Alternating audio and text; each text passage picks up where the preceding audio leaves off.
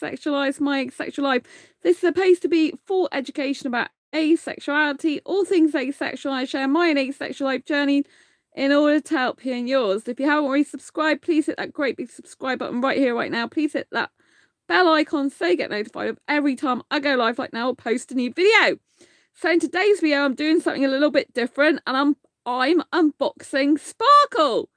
So Sparkle is a gift I have bought myself for Easter, and I wanted to unbox her in front of you.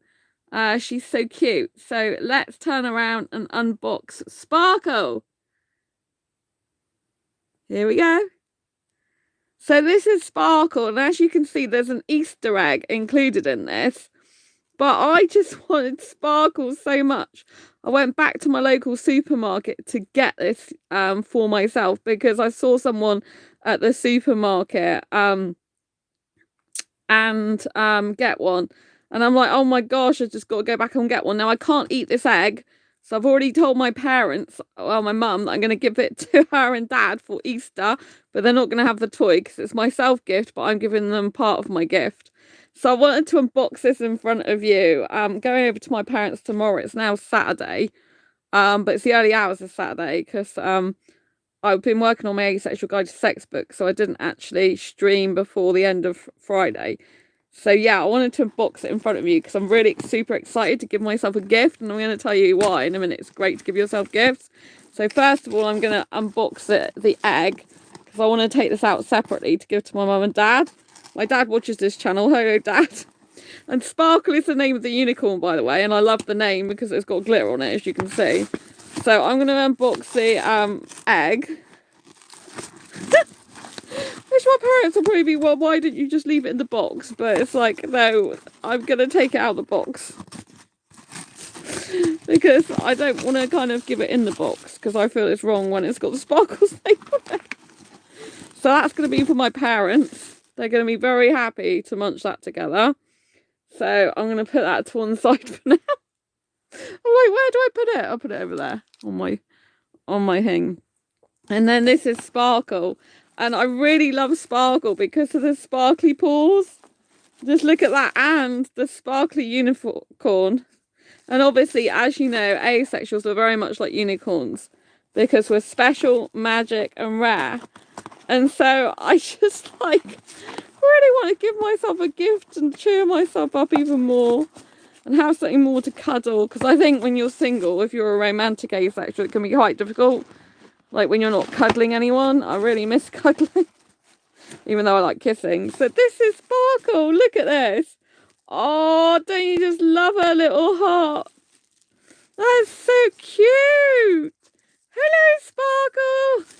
Oh, look at her little pom-pom bum. That is cute as anything. I really like Sparkle. So yeah, she's my gift to myself. I really wanted to get her because I thought she looked amazing. And there was different ones. So she's got light blue and pink hair, but some of them have purple hair. But I like the light colour better because I like the fact she's got purple paws. But you know that she's got contrasting hair really, so I really like that. So let's turn Sparkle round now. Yay, Sparkle! Hello, Sparkle. Say hello to the lovely fans. I feel like I'm on the City Show. Say hello to the lovely fans. Hello, says Sparkle. How are you today? She is so damn cute, is she not? Look at her tail, it's so cute. But yeah, I wanted to give myself a gift of a unicorn because I thought she's just so cute. Look at the way she actually stands up. She stands up. She stands up. Yeah, she's so damn cute. So, yeah.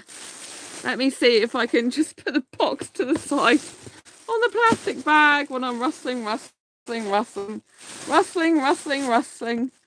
And let me see if I can I'll fold it down a bit so I can talk to you instead of moving the camera all the time. Oh my gosh. Let me see if I can put the box actually behind it.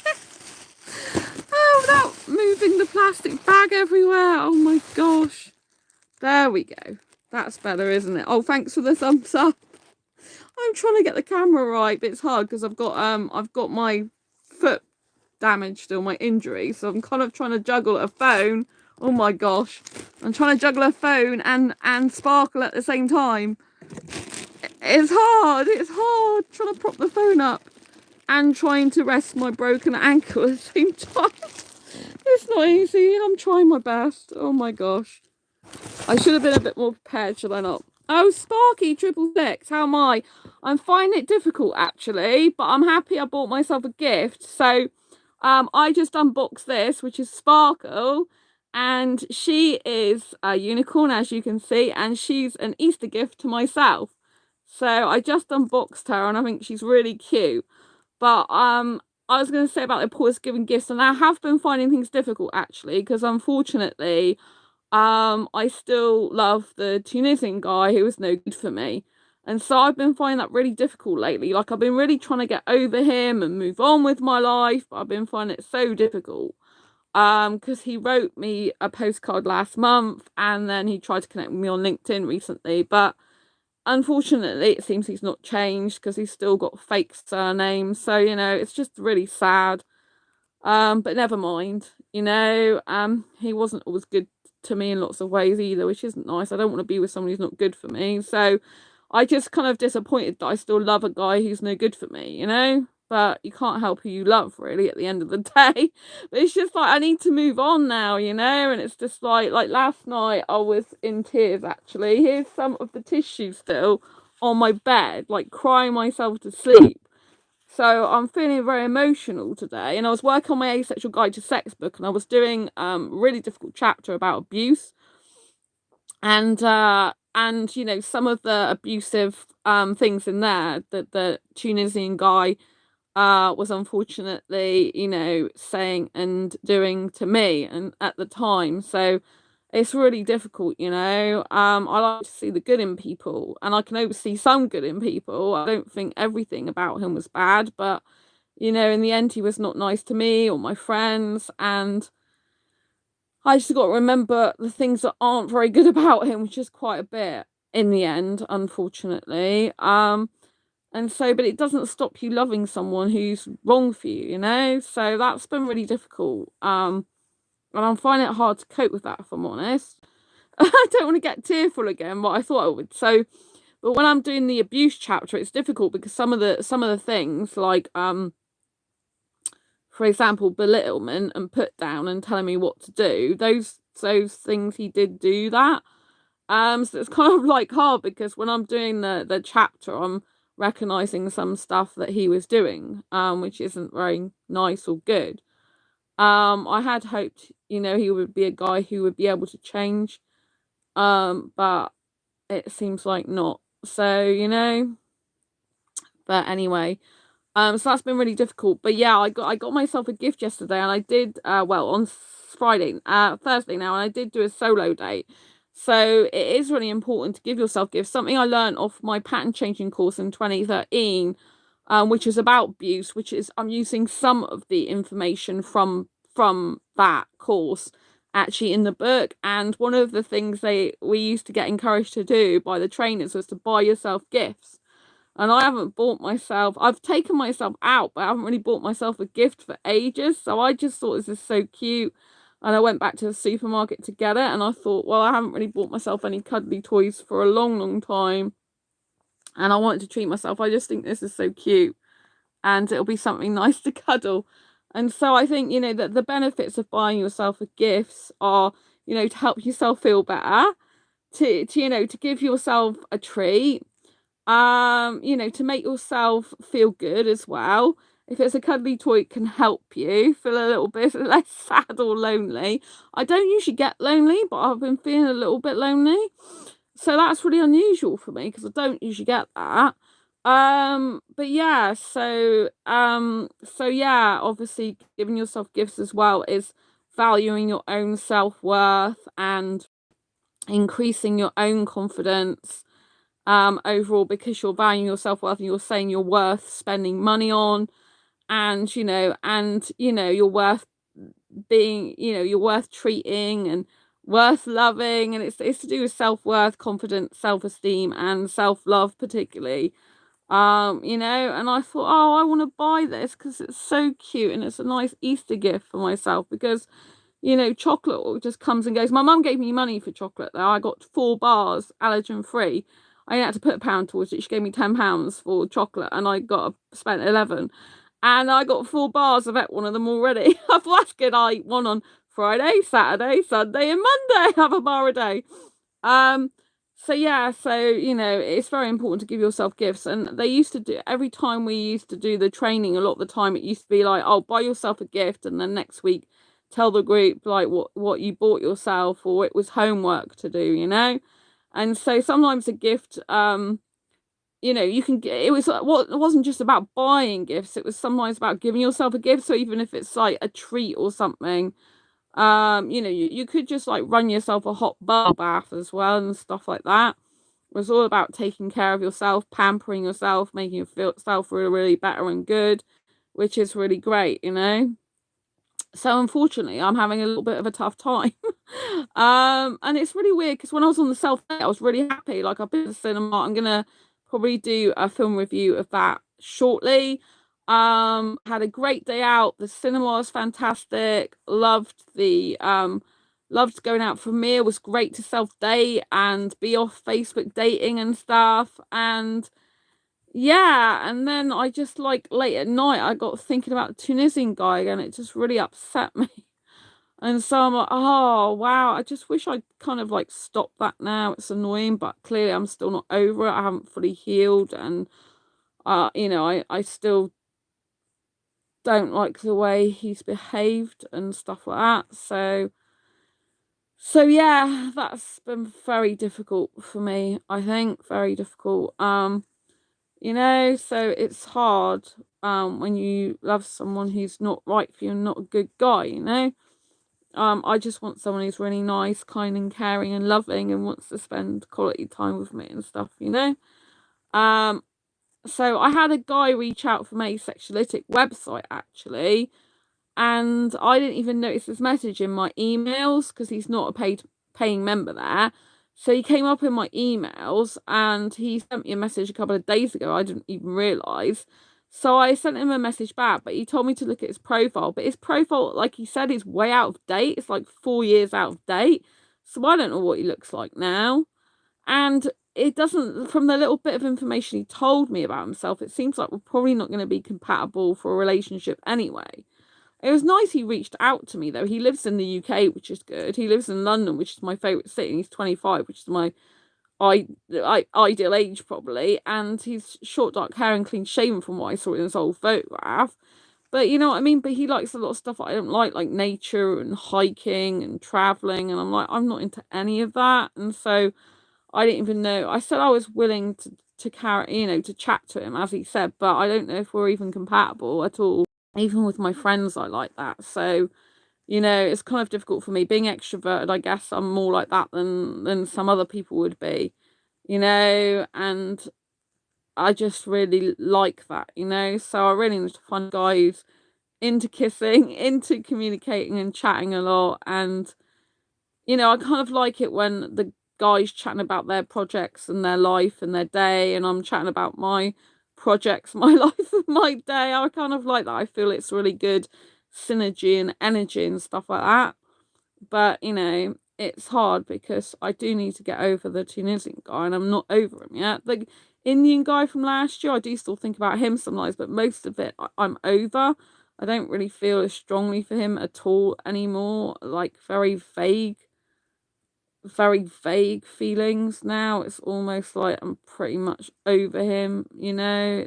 But yeah, so you know, I think it's important as well as part of the healing process to give yourself gifts. And whether you're on your own or in as part of a couple, gifts giving to yourself is a really important thing, you know. Really important thing.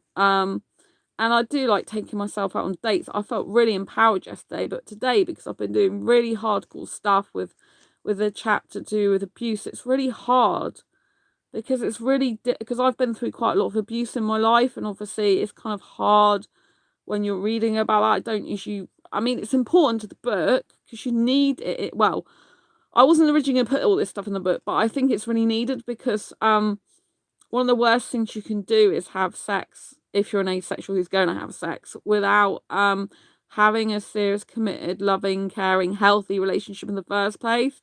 And if there's any signs of abuse, it's best not to have sex at all. And so I thought it's a valuable addition to the book that I cannot not put in there because I just feel I want to help asexuals to be as safe as possible. And I feel like it's a duty of care of mine, and so it is a hard hitting topic. Some of it's not very nice to say or put in there, but unfortunately when you read it you find out there's quite a lot of abuses in the world, and it's really not nice, because there's a lot of stuff that's very subtle. And when you have this type of training, which I did in 2013, you realize, oh my god, there's people I didn't even realize in my life that are like this. I mean, yeah, I was going to say unfortunately, but fortunately for me, I've got rid of quite a lot of people like that in my life, so I don't really, have much of that anymore. But yeah, it's difficult, so it's really hard hitting. It kind of drains me of energy a bit because I'm dealing with grieving, I guess, for the past relationship that's gone. I'm dealing with like triggers somewhat because of the and having and thinking about the past because of the chapter I'm doing at the moment. It's quite hardcore. It's one of the hardest chapters for me to write, and it's kind of like sometimes I just feel like I want entertainment all the time and to embrace my inner child. And when I'm doing really hardcore stuff, it's really difficult for me. But when I was out having fun at the cinema and like eating, it was really good. But I did actually, towards the very, very end of the cinema, start thinking about the Tunisian guy, because when I was talking to him as a friend originally, and well, we were interested in each other more than a friend then. I was talking about going to the cinema with him. I could visualize going to the cinema with him in my country. So that was really difficult for me because it's like that crept into my mind in the end of the movie. And I'm like, oh, great. So clearly I have a lot of healing to still do and stuff about that. And it's difficult, because in your kind of airy fairy tale land way, you kind of like in the back of my mind, I kind of hope, I hope he changes. But these people just don't usually change because they don't think there's anything wrong with them. They don't really see the problems they create and how they are, and it's just not nice. And if you get back with a person like that at all, it just really doesn't work out. Sometimes it can end up being worse than before, because unless they fundamentally change, it's not going to work out. You can't go back to someone like that. So yeah, it's really difficult. And I was really happy I've come off Facebook dating, and now I'm kind of feeling like maybe you should be back on it again. I'm like, oh my god. So I think my emotions are a bit all over the place at the moment. It's like I only just came off it. I was feeling so happy I came off it. I'd had enough of it, and already I'm thinking about going back on it. I think it's because I just want to talk to different guys and try and forget that Tunisian guy. I just get fed up with thinking about him, to be honest. It gets to the point where it's energy draining. I wish I could switch off from it, but sometimes you get a repetitive cycle in your head, and it's really hard to get out of.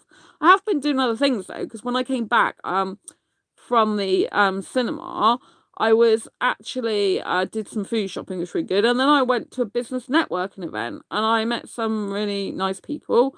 And there was one guy who's got asexual friends, actually. He's definitely not asexual himself, but we were conversing in comments today on this YouTube channel. Hello to him. So he's a really nice person.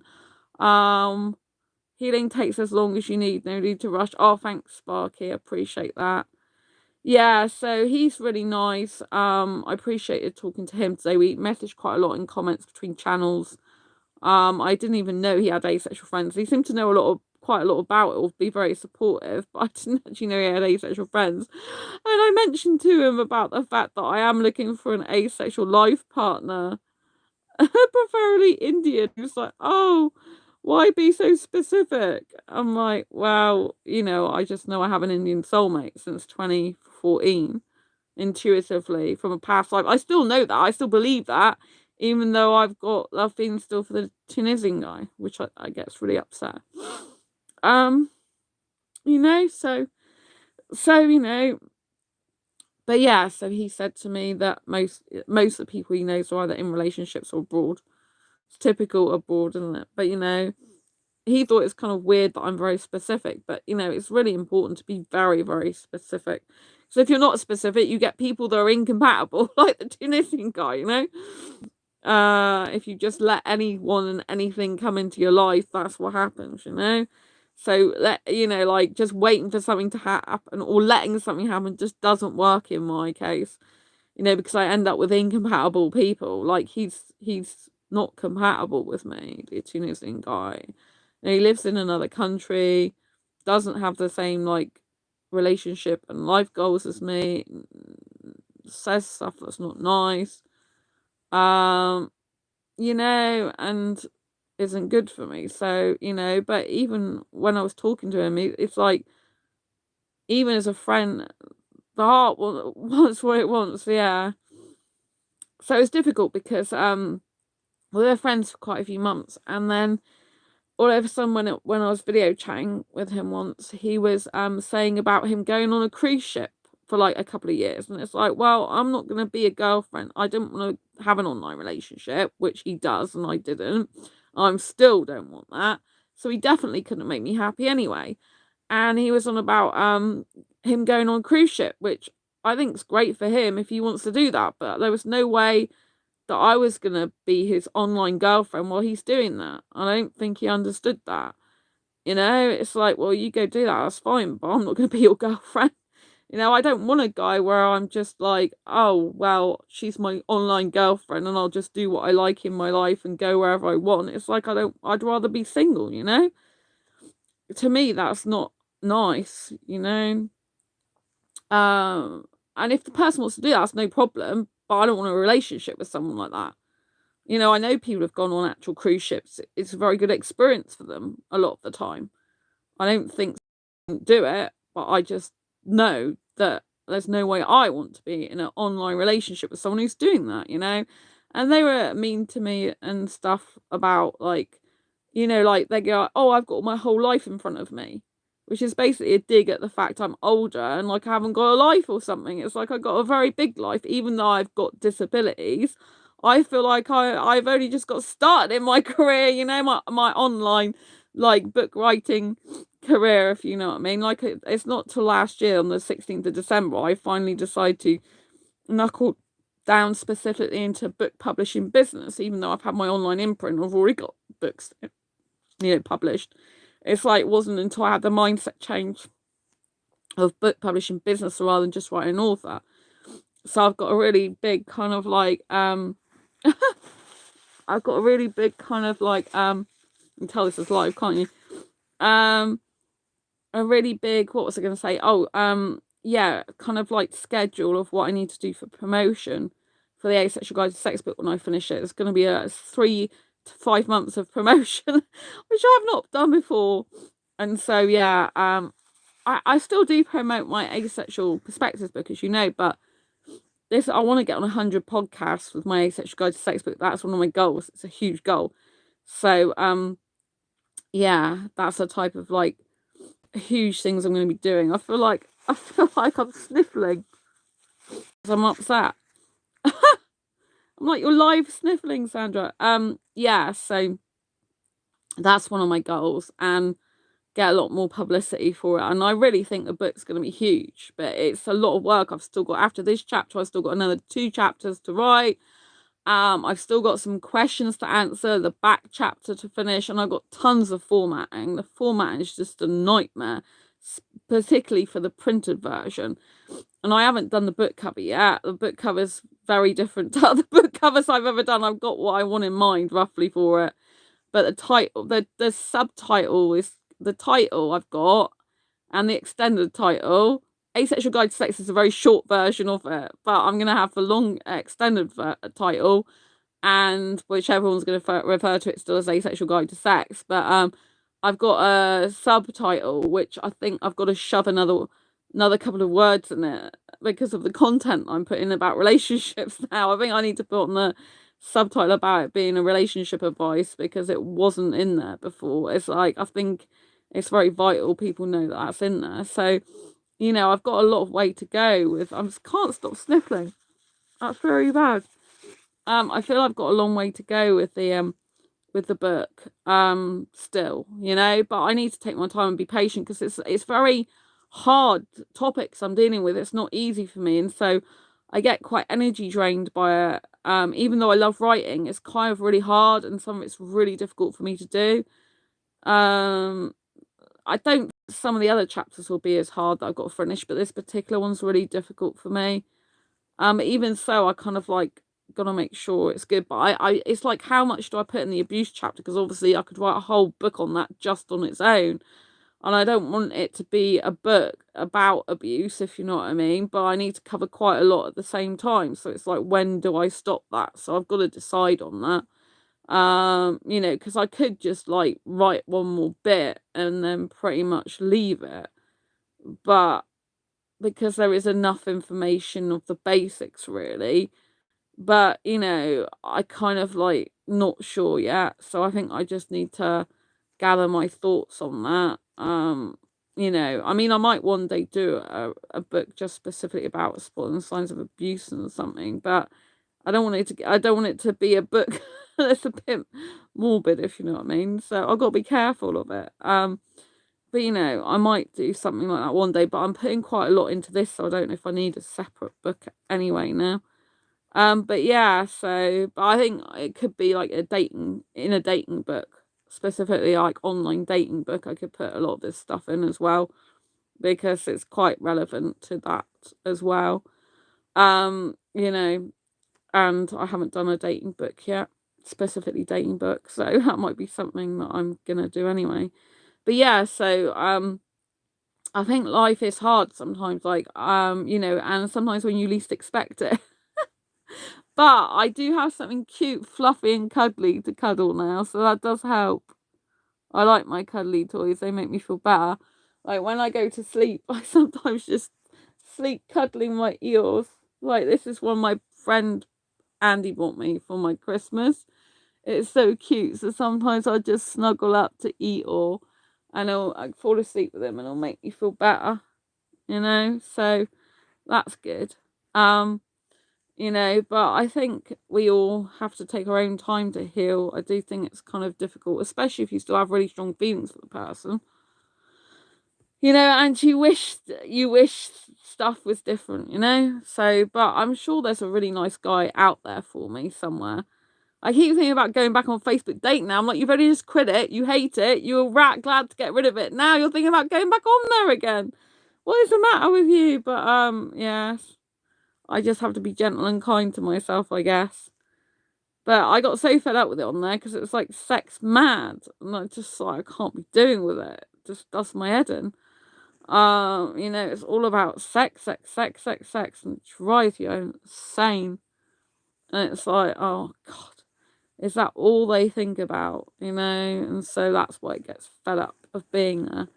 You know, it's hard when you just want a serious, committed relationship with a nice guy. And instead, you have to spend hours and days and weeks and months and years trying to find the right person. But I'm sure in the end it will be worth it, you know, if I find the right guy. But I also like being single. I get relationship anxiety and potential relationship anxiety, so that causes me a lot of issues. You know, and so it's tough. You know, it's really tough. I think, you know, if some people find the right partner, then it's really good, and they should hang on to them if they're the right one for them, because I think people don't appreciate what they've got. I know you, Sparky, are good. You appreciate your girlfriend, which is great, you know. I really appreciate you appreciating her, which is really nice. But I think some people, they just don't realize a good thing when they've got it in front of their nose, you know. And you know, they look elsewhere, not realizing the beauty of the person. I'm going to be reviewing the film that I saw yesterday, well, the day before now, in a separate video. but it was the Dumbledore Secrets, and there's one part in it which I will mention in the review, but I'm going to mention here quickly, and that is the fact that Newt Scamander, he is still in love with the woman who he barely even sees, and the woman who works for him is deeply in love with him, and he just still can't see it. I thought he could in part of the movie, but it looks like later on he can't, or unless he can in some way, but he's just blinded by the other woman. But the other woman, you know, probably lots of guys would like her in terms of looks, but she don't really care that much about him because she barely speaks to him. She only speaks to him when she sees him, which is when they pop up together. But you know, the woman who's his like assistant, she loves him dearly, so much, and she's totally devoted to him, and she's got such a lovely personality, and she really cares about him and understands him, but he doesn't see that. He doesn't see the beauty he's got in front of him. He'd rather go after the skinny, like stereotypical good-looking woman who is really like not even keeping in contact with him, who's like more mysterious, if you like, and you know, not that bothered about him, but there's a spark between them. Then the woman who's reliable, consistent, persistent, is his assistant, is always there for him and always looking after him and really understands him, and actually is really good for him. You know, I think that's quite reflective of life sometimes, sadly, is that people don't see a good person, a good soul in front of them when they've got it, and they don't notice that that is true love when you've got someone who really is down to earth, kind, caring, considerate, beautiful naturally, not kind of like conventionally, stereotypically, like, you know, like skinny and like makeup on and all the rest of it, but someone who's like beautiful, got a beautiful soul, kind of like a looking after, nurturing person who really has the person's best interests at heart. Like she has Newt's interests at heart. She's a lot more in this current movie as well, the Dumbledore Secrets. And so I did actually really like that about the movie. It's very interesting. But I will do a full review soon of the movie. But I just thought I should mention that now because I just feel like so many people don't appreciate what they've got while they've got it in front of their nose, you know, and then, you know, like I'm sure, probably meet someone later on who will value me, appreciate, love me, who I am, which will be really, really good, you know, and then other people will miss out. But, you know, that's what happens, isn't it? People don't appreciate what they've got when they've got it. So, you know, but I do still feel that in life in general, people are like that, you know, people are always looking for the next best thing, to have more. They're never really, a lot of people, satisfied with what they've got. I think it's good to strive for more and to still want more in a general sense, but I think if you've got really good friends and who care about you genuinely, you've got a relationship with someone who adores you and who's kind and caring and committed to you, I think those are the things that are really important in life, because other people will just come and go in your life, and you know, it's like they never really cared enough about you. Whereas the people that really do care, it's like, well, I've got you now, so I'll just like not bother to appreciate you as much, if you know what I mean. They don't do it consciously, a lot of them. They don't realise what they're doing or not doing, you know, but it's kind of like, you know, some people don't know what they've got until it's gone. Or they don't even realise it's gone. You know, and you just disappear into oblivion and be like, yeah, okay, I'm off now. And people are like, what? It's like, yeah, I've had enough, I'm off, you know.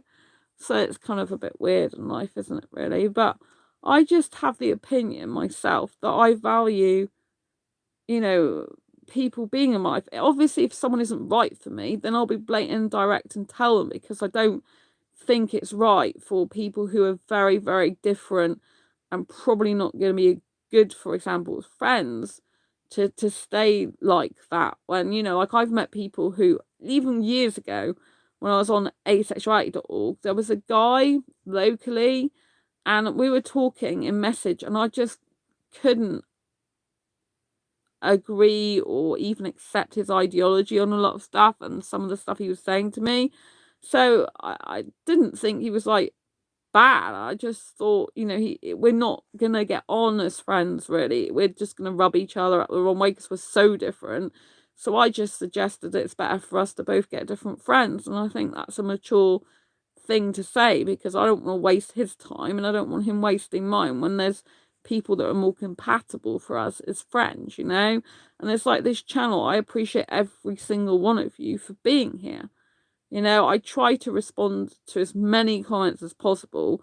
There's a few people that have written like comments that aren't very particularly great, and you know, they might be a bit insulting or rude. Some of them I delete and other ones I just ignore. But the majority of them are really good. I'm guilty of this. I didn't realise how much my partner meant to me till she went off to uni. I went up after her to ask her out. Oh, bless you. I'm so glad, Sparky, that you did that. I'm so glad you realised though before it's too late. You know, I'm so glad you went off after her. It's really important. I wish more people would learn that lesson, you know, but it usually takes like a really big jolt for them to notice, and for them to actually one day think, oh, that person's not really in my life as much anymore, and I didn't even notice it. But I just feel like I'm a very odd person like that in the world. Like, everyone just doesn't seem to notice these things. But I always remember as a child when I didn't have any friends with, well, sometimes I had one friend, but I remember not having any friends at one point or more than one point. And it's just like I always knew that if I got friends or a partner, that I would just always appreciate them. But it's no good if you're like that and then the other person isn't, because then it becomes one-sided. You need them more than they need you, and it's not good. It kind of feels disbalanced and like you're out of balance and out of sync, and like you're kind of like not really, well, you're not really appreciated, and it doesn't feel good. And sometimes this dynamic can change after quite a long time, and then it's kind of a shock to the system, or sometimes it can happen just quite quickly without you even seeing it coming. And so I think that's really hard. But I always remember where I came from in terms of like, I didn't used to have many friends or any friends in the past. And so now I never forget that. I never forget, oh, right, well, I was alone completely years ago and I had no one or nothing in that way. And so I was all alone crying on my own all the time, and I hated it. You know, I did feel very lonely back then.